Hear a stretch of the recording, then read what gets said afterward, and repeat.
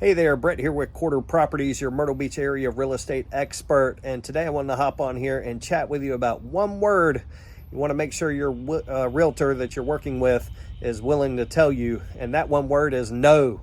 Sometimes you need to hear that word and you need to make sure you're working with a realtor who has the expertise, the experience, the confidence to tell you that word when you need to hear it. And here are just a few situations, that I see pop up where we do want to make sure that we're willing to use that word from time to time. So one time, might be, is it a good time to sell? And you've got plans or something that you might want to do. You might want to move on to something else, but you know what? Now might not be the right time. The answer to that might be no, it's not the right time. It may be a second home for you, an investment property that, do you sell it while the interest rates are high, thus meaning prices are a little bit lower? Or, hey, if you can break even on it for the next couple of years, maybe it's going to make sense to wait a little bit for interest rates to come down and for you to maybe capitalize on selling at a better time. So the question, hey, is it a good time to sell? Should I sell right now?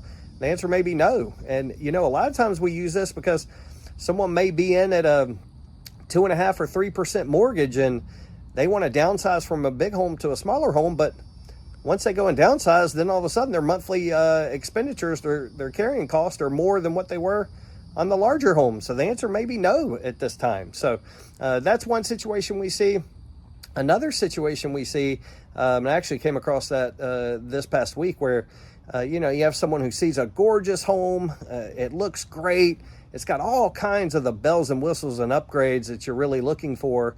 And you look at the price and it works for you and the price makes sense. But sometimes buyers will just overbuild or over upgrade for a certain area, and the comparable sales just cannot support some of the upgrades they've done. So that answer, when I'm talking to a client, if someone, a seller has put some, crazy nice high-end upgrades into a really small house or into a house where the neighborhood just cannot support those kind of upgrades, the answer might be no. It might not make sense to buy that home because you might be in a situation where if you need to sell it in a couple of years where, you're just, if past comparable sales don't reflect that value, then you might be underwater in that house. That's an example we see.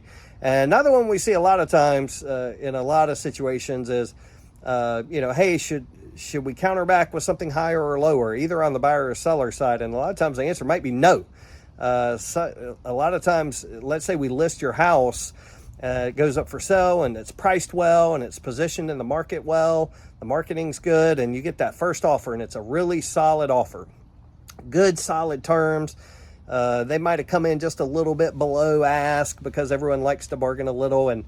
But if the offer's a really solid offer, the terms, the other terms, the contingencies they might have, hey, should we go back with a little bit more? That answer might be no. That might be the best offer we see, and it gets emotional. It might be, hey, can we try and get a few more thousand? Well, is that really worth it if you've got a really good, solid offer where the rest of the terms work really well for what you're trying to accomplish long term?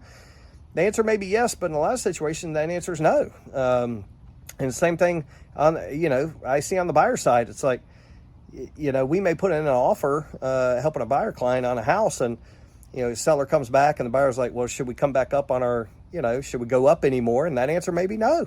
It's like, listen, the house you're bidding on, maybe it doesn't deserve anymore. And I know you've gotten kind of emotionally attached to it maybe, but it may not, comparable sales may not justify what the seller's asking. So the answer could be no. So these are just a few of the scenarios where us as experts in the market, we've got to be able to have the confidence and expertise to tell our clients no.